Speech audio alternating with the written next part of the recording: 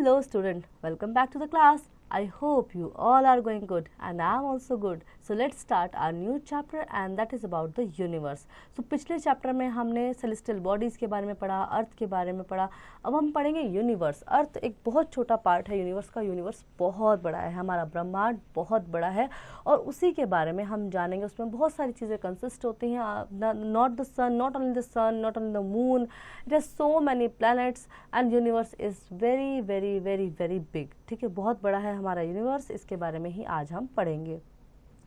Fact file. Sun, moon, stars etcetera are called celestial bodies. Warm up. There are the pictures of the earth and the moon. Color them. So you have to color these pictures.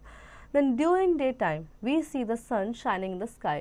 दिन में हम देखते हैं कि सन जो है shining करता रहता है. During night we see the moon in the sky. रात को हम देखते हैं कि मून स्काई में होता है. The sun and the moon are the neighbours of earth. तो सन और मून हमारे नेबर्स हैं, अर्थ के नेबर हैं. At night we also see millions of star twinkling in the sky.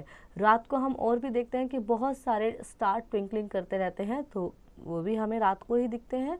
The earth, the sun, the moon and the stars are all the members of the vast space is called universe. So these all, earth, sun, moon and the stars and all the celestial body and all the planets we have in our solar system are the parts of our universe. That means अर्थ बहुत छोटी है, सन छोटा है, moon छोटा है और universe बहुत बड़ा है. यूनिवर्स बहुत बड़ा है.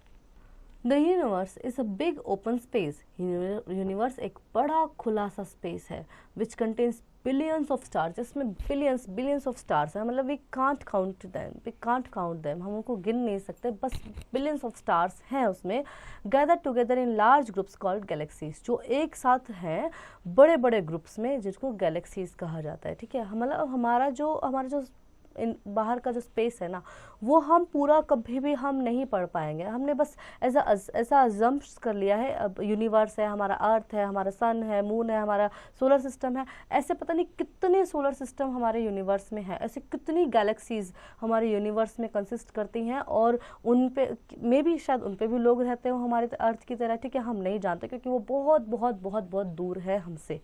सो मतलब स्पेस जो अर्थ का स्पेस का जो टॉपिक है ना, ये बहुत ही वास्ट है. It's not just only about the earth, the sun, the moon and the galaxy and the solar system. इतना ही नहीं है, बहुत वास्ट टॉपिक होता है, बहुत ही वास्ट. ऐसी बहुत सारी चीज़ें जिनके बारे में हम आज तक जान ही नहीं पाए हैं. Then there are many galaxies in the universe. और ऐसी बहुत सारी गैलेक्सीज यूनिवर्स में है. यूनिवर्स एक बहुत ही वास्ट टॉपिक है, as I told you already. Then the sun and the solar system. Sun और सोलर सिस्टम कैसे काम करते हैं? The sun is a big ball of very hot gases. Sun एक बड़ा सा बॉल है जिसमें गरम गरम गैसेस भरी हुई हैं. It is a star nearest to the earth. और ये ऐसा स्टार है जो अर्थ के नियर है. मतलब कितना बड़ा सन दिखाई देता है. बाकी भी स्टार्स है जो हमें रात को दिखते हैं, पर वो छोटे छोटे से, वो हमसे बहुत दूर है, बहुत दूर है, बहुत दूर है. लेकिन सन एक ऐसा स्टार है जो हमारे पास में, सबसे पास में है, हमें बड़ा सा दिखाई देता है. ठीक है. The earth is the third planet in the solar system and obtain its light and heat from the sun. तो अर्थ जो है सोलर सिस्टम में तीसरा प्लैनेट है जो लाइट और जो हीट होती है उसको सन से मिलती है. There would be no life on the earth without sun. सन के बिना लाइफ पॉसिबल नहीं होगी अर्थ पे. ठीक है. Fact file. Until 2006, Pluto was considered as the 9th planet of solar system. 2006 से पहले प्लूटो, जो कि हमारे सोलर सिस्टम का 9th प्लैनेट हुआ करता था, उसको 9th प्लैनेट की कैटेगरी में रखा गया था. यानी वो हमारे सोलर सिस्टम का पार्ट हमने माना था. However, on 24 August 2006, Pluto was reclassified as a dwarf planet. 24 अगस्त 2006 को उसे reclassified किया और dwarf planet घोषित किया गया.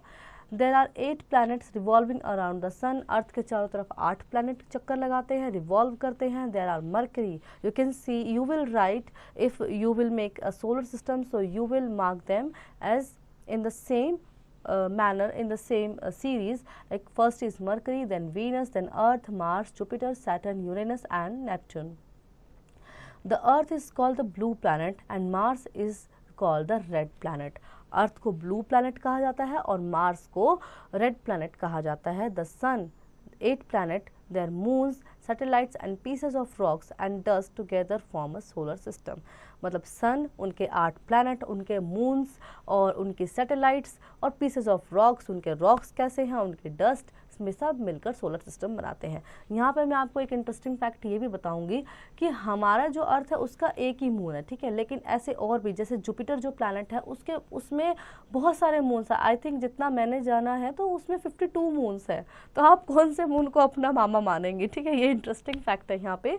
और ऐसे और भी जो प्लैनेट्स हैं उनके बहुत सारे मून्स होते हैं। अर्थ का जो रोटेट होता है वो 24 आवर्स का होता है, लेकिन अदर प्लैनेट्स का रोटेशन काफ़ी टाइम होता है। लाइक जुपिटर है, वो सबसे बड़ा प्लैनेट है, सो उसका एक रोटेशन ही कई कई दिन का होता है। बहुत दिन में वो एक बार ऐसे रोटेट, यानी दिन से रात होने में कई दिन लग जाएंगे, ठीक है। सो इसी तरह से हमारी earth is a perfect planet for the life and we all need to thankful to the earth also. The planets are heavenly bodies that move around a star. Planets वो heavenly body है जो stars के around move करती हैं। Then they are usually round in shape. ये सब गोल है shape में। Some planets are made of rock while others are made of gases. कुछ planets rocks के बने हैं और अदर जो हैं वो gases के बने हुए हैं। Planets do not have heat or light of their own. Planets की अपनी कोई heat और light नहीं है। They get heat from light and light from star they move around. और वो कहाँ से लेते हैं हीट और लाइट? जो उनके आसपास स्टार्स घूमते हैं उनसे वो अपने लिए हीट और लाइट लेते हैं। Unlike the stars, planets do not twinkle when seen from the earth. Stars जैसे स्टार्स ट्विंकल करते हैं ऐसे प्लैनेट ट्विंकल नहीं करते हैं। They shine with steady light, वो स्टेडी लाइट से की तरह शाइन करते हैं, मतलब एक कंटिन्यूस जलने वाली लाइट होती है उसकी तरह वो शाइन करते हैं। द मून, हमारा प्यारा मून, चंदा मामा। The moon is a natural satellite and the nearest neighbour to the planet earth. जो मून है ये नेचुरल सैटेलाइट है अर्थ की और ये सबसे करीबी नेबर है हम अर्थ का, ठीक है। The moon is the brightest object that we see in the sky at night time. जब रात को हम स्काई में देखते हैं तो moon is the brightest object. सबसे ब्राइट क्या दिखाई देता है? क्या आप दिखाई देते हैं? नहीं, मून दिखाई देता है। Fact file, space is usually regarded as being fully empty. Space को ऐसे रिगार्ड किया जाता है कि वो फुल्ली एम्प्टी है। It is a ball of rock and has no lights of its own. Moon की हम बात करें तो मून के बॉल ऑफ रॉक्स, इसमें बहुत सारे रॉक्स हैं, बहुत सारे रॉक्स, गड्ढे गड्ढे गड्ढे ये सब हैं। And has no lights of its own, और इसकी अपनी कोई लाइट नहीं है। It reflects the light of the sun, ये सन की लाइट से रिफ्लेक्ट करता है। It is much smaller in size than the sun, sun बहुत बड़ा है, मून बहुत छोटा है। It appears to be of the same size because it is much closer of the earth than the sun. सो ये same size का नज़र इसलिए आता है क्योंकि अर्थ भी हमें उतना ही बड़ा दिखाई देता है, मून भी हमें उतना ही बड़ा, क्योंकि सन बहुत दूर है हमसे, ठीक है। सन हमसे, देखो सन है, फिर उसके बाद मरकरी है, फिर वीनस है, फिर अर्थ है, तो थर्ड ऑर्बिट में अर्थ है, लेकिन मून तो हमारे ही पास है ना, तो वो सेम साइज के ही दिखाई देते हैं। Stars, in the clear sky we can see thousands of twinkling stars. These twinkling lights are stars. तो रात को क्लियर स्काई में हमें बहुत सारे जगमगाते से स्टार्स दिखाई देते हैं, लाइट्स दिखाई देती हैं। These are the stars. A stars is a huge ball of hot burning gases. Star क्या है? बड़े बड़े बॉल्स है, बहुत बड़े हैं ये, और इनमें हॉट और जो बर्निंग गैसेस होती हैं। It gives out heat and light, तो इनके अंदर से हीट और लाइट निकलती है। There are millions and millions of stars in the universe, और यूनिवर्स में मिलियंस ऑफ स्टार्स हैं।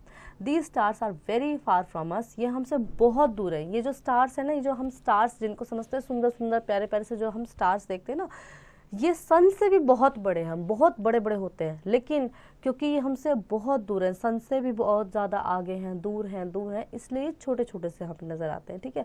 अब देखो इतने छोटे होकर भी ये कितना लाइट करते हैं, तो जब हम इनके पास अगर ऐसे तो नहीं जाएंगे, पर अगर जा पाए तो ये कितने बड़े होंगे और कितनी इनकी लाइट होगी।